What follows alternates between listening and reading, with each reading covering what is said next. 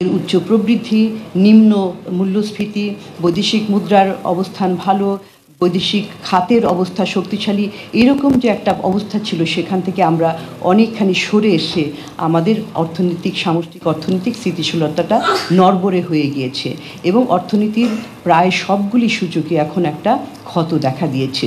এবং এই প্রেক্ষিতেই আমাদের আশা ছিল যে বাজেটে কিছু পদক্ষেপ থাকবে, বিশেষ করে এখান থেকে যদি দুটি যদি আমরা বিশেষ পদক্ষেপের কথা চিন্তা করি, যেখানে এক্ষুনি পদক্ষেপ নেওয়ার দরকার ছিল এবং সরকারের উপযুক্ত নীতিমালা এবং পদক্ষেপ, সেটি হচ্ছে যে মূল্যস্ফীতি নিয়ন্ত্রণ এবং যে বৈদেশিক মুদ্রার যে রিজার্ভ সেখানে যে তলানির দিকে যাচ্ছে সেটাকে বন্ধ করা এবং অর্থনৈতিক স্থিতিশীলতাকে ফিরিয়ে আনা।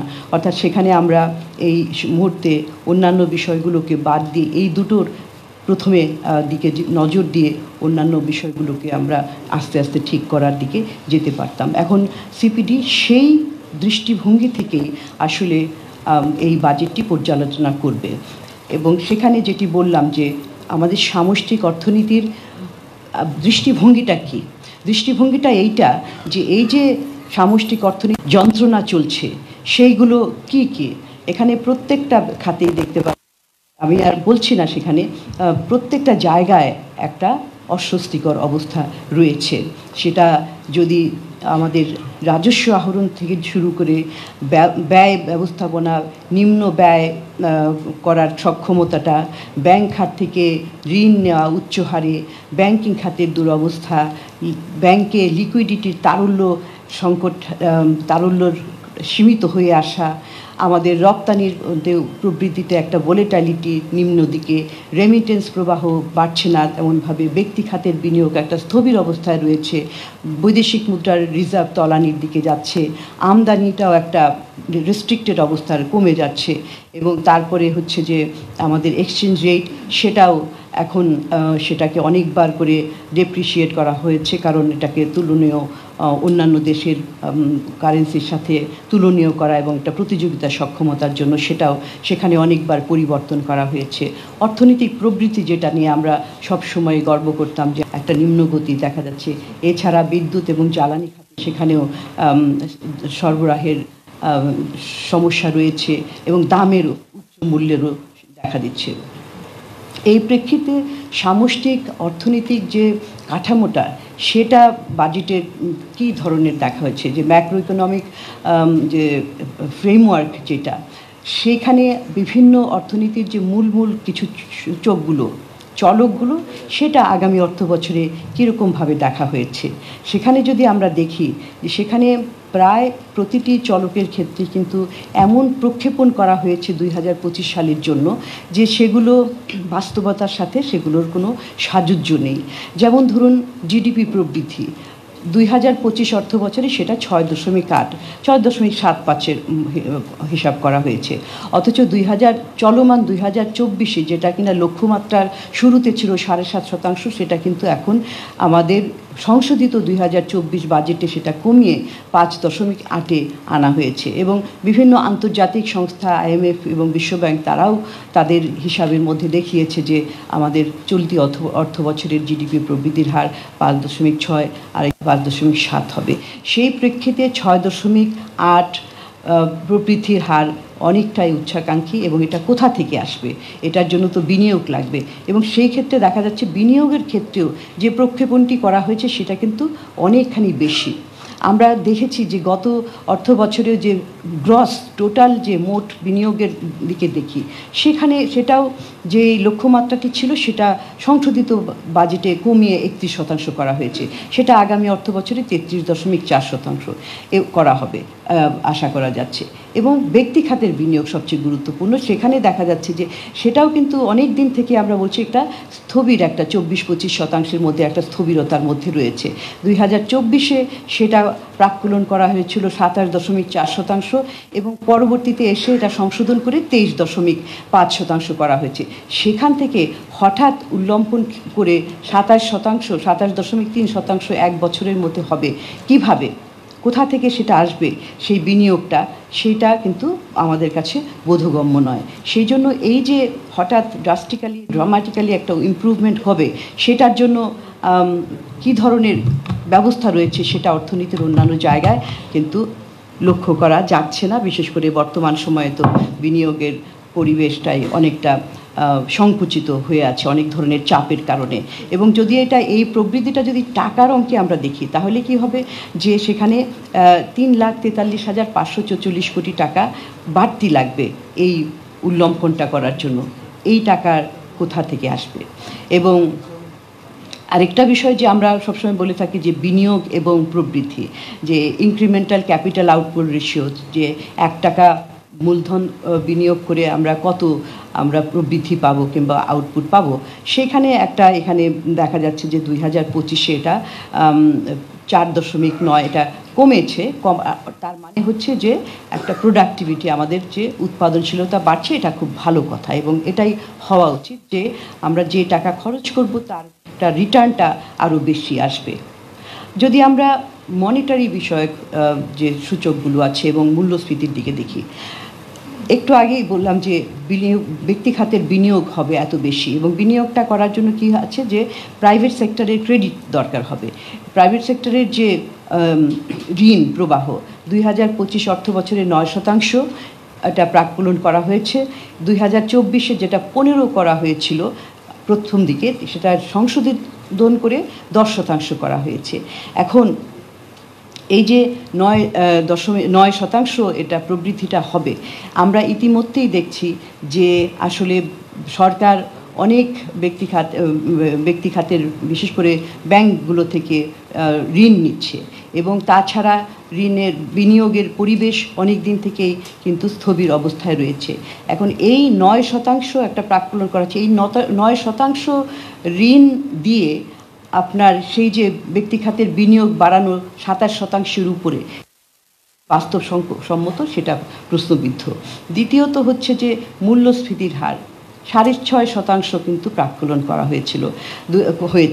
2024-এও শুরুতে 6% করা হয়েছিল, সেটাকে বাড়িয়ে 8%-এ বাড়ানো হয়েছে। কিন্তু আমরা জানি যে গত 2 বছর থেকে মূল্যস্ফীতি 9%-এর উপরে। এই গত মাসেও 9.8% ছিল এবং 10% ছুঁই করে প্রায় সময়ে। এখন এই আগামী 12 মাসের মধ্যে সেটা কমে যে 6.5% হবে কিভাবে, সেটাই কিন্তু বোধগম্য নয়, এবং এটা একটা উচ্চাকাঙ্ক্ষী একটা টার্গেট আমরা বলছি। বহির্খাতের দিকে যদি তাকাই, সেখানে যে প্রাক্কলনগুলো করা হয়েছে, দেখেন সেখানে যদি আগের বছরের গতিধারাটা দেখি, তাহলে সেইখানেও এই প্রাক্কলনগুলোতেও কিন্তু ঊর্ধ্বমুখী একটা প্রাক্কলন করা হয়েছে বলে আমরা মনে করছি। বিশেষ করে দেখেন যে এক্সপোর্টের ক্ষেত্রে, রপ্তানির ক্ষেত্রে জুলাই মে পর্যন্ত প্রবৃদ্ধি ছিল 2%। তো এই আগামী অর্থ বছরে 8% প্রবৃদ্ধি ধরা হয়েছে, এবং 2024-এও কিন্তু 8% ধরা হয়েছিল। তো মে পর্যন্ত 2%, বাকি 1 মাসে কিন্তু আরও এটা 8% পূরণ করতে হলে কত গুণ এটা বাড়াতে হবে, এটা সহজেই অনুমেয়। এবং তারপরে আমদানির ক্ষেত্রেও কিন্তু 10% কিন্তু বাড়ানো হয়েছে। 2024-এ সেটা আমরা দেখেছি যে নেতিবাচক ছিল, এবং জুলাই থেকে মার্চ পর্যন্ত চলতি অর্থ বছরে সেখানেও একটা নেতিবাচক 15.4%। নেতিবাচক থেকে ইতিবাচকের হওয়াটা 10% হওয়াটা কিন্তু এটা তো লো বেস থেকে, নেগেটিভ বেস থেকে এটা একটা অনেক বেশি মনে হতে পারে, কিন্তু এটাও কতখানি বাস্তবসম্মত সেটা এবং এটা অ্যাচিভেবল কতখানি সেটাও প্রশ্নবিদ্ধ। রেমিটেন্স প্রবাহের ক্ষেত্রেও অনেকটাই ভলেটালিটি আমরা লক্ষ্য করছি, এবং 2025 অর্থ বছরে 7%, 24-এ 10% করা হয়েছে, এবং এখানে আমরা দেখছি যে মে মাস পর্যন্ত 10%-এর উপরেই রয়েছে। সেদিক থেকে বলা যায় যে এই ধারাটা অব্যাহত থাকলে হয়তো এই লক্ষ্যমাত্রাটা পূরণ করা যাবে। বৈদেশিক মুদ্রা রিজার্ভের ক্ষেত্রে এখানে একটা বিরাট প্রাক্কলন করা হয়েছে। সেটা হচ্ছে যে 2025-এ 32 বিলিয়ন, এটা কিন্তু গ্রস রিজার্ভটা দেখানো হয়েছে। এখানে BPM 6 যেটা IMF-এর হিসাবে অনুযায়ী সেখানে কিন্তু সেই রিপোর্টিংটা এখানে নাই।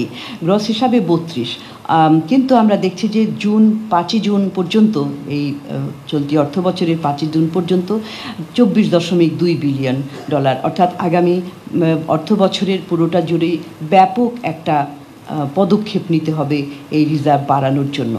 আর একটি বিষয় হচ্ছে যে এখানে এক্সচেঞ্জ রেটটা আগামী অর্থ বছরে 114 টাকা পার ডলার ধরা হয়েছে, অথচ 5ই জুন সেটার হিসাব ছিল 117.9 টাকা প্রতি ডলারের জন্য। তো এখন তার মানে হচ্ছে যে টাকা আবার অ্যাপ্রিসিয়েট করার একটা লক্ষ্য দেখা যাচ্ছে যদি 114 টাকা হয়। তো যখন আমরা দেখছি যে ফরেন এক্সচেঞ্জ রিজার্ভ বাড়ানোটা একটা আমাদের মূল লক্ষ্যমাত্রা, সেই সময়ে টাকাকে অ্যাপ্রিসিয়েট করা, টাকার মূল্যমান বাড়ানোর প্রাক্কলনটা আমাদের কাছে বোধগম্য হচ্ছে না। পাবলিক ডেট, সরকারি যে দায় দেনা ঋণ, এটা তো একটা বিরাট চিন্তার বিষয়। আমরা অনেক আলোচনা করেছি, সেটা গবেষণা এবং আমরা ডায়ালগও করেছি আলাদাভাবে। এবং এই যে সরকারের যে দায় দেনাগুলি সেটা বাড়ছে এবং 2025 অর্থ বছরের যে প্রজেকশন সেটা হচ্ছে যে মোট দেনা জিডিপির অংশ হিসাবে বাড়বে, আরও একটু বাড়বে 38.6%, এবং বাইরের যেটা এক্সটার্নাল বহির ঋণের পরিমাণ সেটাও জিডিপির অনুপাতে আগামী অর্থ বছরে বাড়বে। এবং আমরা দেখতে পাচ্ছি যে এখানে একটা 2024-এ কিন্তু 2023-এর তুলনায় একটা বিরাট উল্লম্ঘন হয়েছে এবং এটা আগামী বছরগুলিতে বাড়তেই থাকবে। যদিও এখানে দেখা যাচ্ছে যে 2026-27 দেখা যাচ্ছে যে বাইরের দেনার পরিমাণটা জিডিপির অংশ হিসাবে কম দেখানো হয়েছে, কিন্তু আমাদের যে ওভারঅল সামষ্টিক অর্থনীতির যে কাঠামোটা, সেইখানে যে এই যে লক্ষ্যমাত্রাগুলি দেওয়া হয়েছে সেগুলি কিন্তু বাস্তবতাটাকে অনেকখানি বিবেচনা করা হয়নি। সেই জন্য আমরা বলছি যে এটা খুবই আশাব্যঞ্জক তারা মনে করছেন, এবং এই ধরনের আশাব্যঞ্জক লক্ষ্যমাত্রা কিন্তু 2024-এও দেওয়া হয়েছিল। তো রাজস্ব কাঠামোর দিকে আমরা যদি তাকাই, সেখানে রাজস্ব আহরণের ক্ষেত্রে সেটা যে ব্যয়, সরকারি ব্যয় সেটা চাইতে বাড়বে, সেই হিসাবে দেখানো হয়েছে 13.2% রাজস্ব আহরণ এবং সরকারি ব্যয় 11.6%, এবং যে মোট খরচটা সেটাও বাজেটের আকারটা যেটা নিয়ে আমরা বলছি, অর্থাৎ যে মোট ব্যয়টা সেটা জিডিপির 14.2%। ইনফ্যাক্ট 2024 অর্থ বছরের সংশোধিত বাজেটেও সেটাই কিন্তু বাজেটের আকারটা 14.2%। এবং এক্ষেত্রে একটা জিনিস উল্লেখযোগ্য যে আমরাও সবাই বলে আসছিলাম যে এই সময়ে যখন উচ্চ মূল্যস্ফীতি এবং আমাদের যে বিভিন্ন দায় দেনা, বৈদেশিক মুদ্রা রিজার্ভ কমে যাচ্ছে, সেই সময়ে একটা বিশাল বাজেট না করে একটা সংযত বাজেট করার দিকে আমাদের যাওয়া উচিত, যাতে কিনা মূল্যস্ফীতির লাগামটা টেনে ধরা যায়। সেরকম একটা অনেকটাই চেষ্টা করা হয়েছে, সেটা একটা ভালো পদক্ষেপ। এবং আর যেটা আমরা দেখছি যে রেভিনিউ অর্থাৎ রাজস্ব সেটা জিডিপির 9.7% ধরা হয়েছে, যেটা কিনা চলতি অর্থ বছরের সংশোধিত বাজেটের তুলনায় সামান্য একটু বেশি। উন্নয়ন ব্যয়, সেখানে সেটার যে হিসাবটা ধরা হয়েছে সেটা কিন্তু বাড়বে, যে পরিচালন ব্যয় যেটা সেটার চাইতে কম হিসাবে। এবং এটা একটা বিষয় যে পরিচালন ব্যয়ের পরিমাণটাই বেশি থাকে উন্নয়ন ব্যয়ের চাইতে, বা অনেক সরকারের অনেক ধরনের কর্মকাণ্ড থাকে, অনেক কার্যক্রম, অনেক প্রতিষ্ঠানে সমস্ত পরিচালনা অনেকগুলো করতেই হয়, সেগুলো না করে উপায় থাকে না, সেই জন্য এটার পরিমাণটা বেশি। কিন্তু তার পাশাপাশি ডেভেলপমেন্ট বা উন্নয়ন ব্যয় সেটারও চাহিদা অনেক বেশি, কিন্তু সেটা এটার তুলনায় তেমন একটা বেশি না। আমাদের যে বার্ষিক উন্নয়ন কর্মসূচির যে আকারটা, সেটার আকারটা মোট ব্যয়ের 33.3%। এটা গত বছরে যা ছিল তার চাইতে, অর্থাৎ চলতি অর্থ বছর 2024 অর্থ বছরের সংশোধিত বাজেটের তুলনায় কিন্তু কম। আর বাজেট ডেফিসিটটা ধরা হয়েছে 4.6%, যেটা কিনা রিভাইজ বাজেট 2024-এর 4.7%, অরিজিনালি 5.2% ছিল, কিন্তু আমরা সবসময় বছরের শেষে এসে অনেকটাই কম আমরা বাস্তবায়ন করতে পারি। এবং এখানে বিদেশি ঋণ এবং অনুদান সেইটা একটা বিরাট ভূমিকা রাখবে। আমাদের যে বাজেট ডেফিসিটটা সেটার জন্য 37.1% এখান থেকেই আসবে এবং এটা একটু আগামী গত বছরের চাইতে বেশি। এবং সেখানেও অনেকগুলো বিষয় যে ফিসকাল কাঠামো যেটা ধরা হয়েছে সেই ফিসকাল কাঠামোতেও আসলে বাস্তবসম্মত পদক্ষেপ, বাস্তবসম্মত প্রাক্কলনগুলো আমরা দেখি না। এবং বিশেষ করে একটা বিষয় যে এখানে গুরুত্বপূর্ণ যে এডিপির যে বাস্তবায়ন, সেই বাস্তবায়নের ক্ষেত্রে অনেকখানি আমরা পিছিয়ে থাকি। আরেকটি বিষয় যে বাজেট ডেফিসিট। হ্যাঁ, বাজেট ডেফিসিট তো আপনাকে ব্যয় করতেই হবে, কারণ কিছু না কিছু ব্যয় না করলে, বিশেষ করে উন্নয়ন প্রকল্পগুলোতে, সেগুলোতে ব্যয় না করলে হয়তো কর্মসংস্থানের উপর একটা প্রভাব পড়বে। আর সরকারের যেহেতু ফিক্সড কস্ট যেগুলো রয়েছে সেখানে তো তেমন একটা হাত দেওয়ার উপায় নেই। কিন্তু তারপরেও এখানে আরও একটু যদি সংকোচনমূলক করা যেত তাহলে এটা এই সময়ের জন্য একটা উপযুক্ত পদক্ষেপ হতো, তাহলে মূল্যস্ফীতি নিয়ন্ত্রণ করা আরও সহজ হতো। আরেকটি বিষয় যে আমাদের রাজস্ব আহরণের ক্ষেত্রে যে লক্ষ্যমাত্রাগুলি দেওয়া হয়েছে, 2025 অর্থ বছরে 5,41,000 কোটি টাকার রাজস্ব আহরণের একটি লক্ষ্যমাত্রা দেওয়া হয়েছে। আপনাদের মনে আছে যে 2024 অর্থ বছরে যেটা রিভাইজড বাজেটের যেটা ছিল সেটা হচ্ছে 4,78,000 কোটি টাকা, 4 লাখ টাকা। সেই তার পরবর্তী 5 লাখ টাকার উপরে 15%। এই যে তিনটা স্ল্যাব, এখানে একটা স্বস্তি দেওয়ার চেষ্টা করা হয়েছে যারা নিম্ন আয়ের এবং ফিক্সড ইনকাম গ্রুপের সদস্য। এবং আরেকটি বিষয় এখানে যে আগে সর্বোচ্চ কর হার ছিল 30%, কোভিডের সময় সেটা কিন্তু নামিয়ে আনা হয়েছিল। এখন আমরা দেখছি যে এইবার সেটাকে আবার পুনরায় এটা চালু করা হয়েছে এবং আশা করা যায় যে এটার মাধ্যমে কর আহরণ বাড়বে।